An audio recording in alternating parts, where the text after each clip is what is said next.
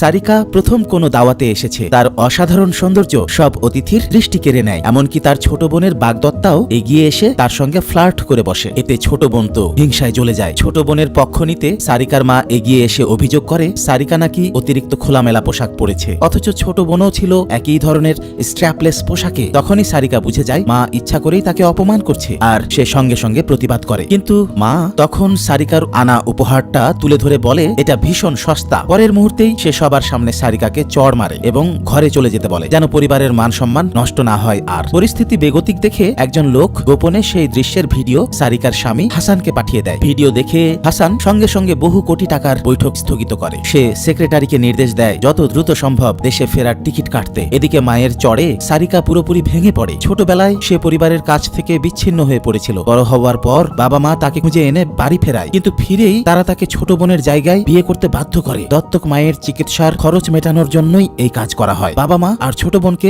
একসঙ্গে সুখে থাকতে দেখলেই সারিকার বুক ভারী হয়ে উঠত। তবে হাসান তাকে সব সময় আগলে রেখেছিল, নীরবে তার কাঁধে কোট চাপিয়ে দিত, বোঝাতো সে একা নয়। ভোজ সভায় সারিকা মাকে স্পষ্ট বলে দেয়, তুমি যদি আমাকে এতটাই ঘৃণা করো তাহলে আজ থেকেই আমাদের মা মেয়ের সম্পর্ক শেষ। অতিথিরাও তার সিদ্ধান্তে সমর্থন জানায়। চারপাশের কথা শুনে মা তড়িঘড়ি ক্ষমা চায়, কিন্তু সারিকা ক্ষমা করে না। সে মায়ের ছুঁড়ে ফেলা উপহারটি তুলে জানায় এই নেকলেস তার স্বামীর দেওয়া। কথাটা শুনে মা আতঙ্কিত হয়ে পড়ে, কারণ হাসান এলাকার সবচেয়ে প্রভাবশালী ধনী ব্যক্তি। সারিকা আর কথা না বাড়িয়ে সেখান থেকে চলে যায়। বাড়ি ফিরে সে বান্ধবীকে ভোজ সভার সব ঘটনা বলছিল। ঠিক তখনই দরজা খোলার শব্দ হয়। আরে এই যে হাসান, বিদেশ থেকে সারিকার জন্যই সে তড়িঘড়ি করে ফিরে এসেছে। হাসান তার ফোলা মুখ দেখে কারণ জিজ্ঞেস করলে সারিকা মিথ্যে বলে তার আক্কেল দাঁত তোলা হয়েছে। হাসান কিছু না বলে তাকে পোশাক বদলাতে বলে, সে তাকে কোথাও নিয়ে যাবে। অপ্রত্যাশিতভাবে হাসান তাকে নিয়ে যায় তার মায়ের বাড়িতে। ধনী জামাইকে দেখে মা খুশিতে আত্মহারা হয়ে যায়, কিন্তু হাসান ঠান্ডা গলায় বলে আপনি আমার স্ত্রীকে চড় মেরেছেন কেন, ব্যাখ্যা দিন। মা হাসি টেনে বলে সে নাকি অবাধ্য মেয়েকে শাসন করেছে। হাসান সেই অজুহাত মানে না। সে দাবি করে সারিকার মা যেন সংবাদ সম্মেলন ডেকে সবার সামনে ক্ষমা চান। ছোট বোন সঙ্গে সঙ্গে আপত্তি তোলে, এতে নাকি মায়ের অপমান হবে। হাসান পাল্টে বলে সবার সামনে আমার স্ত্রীকে চড় মারা কি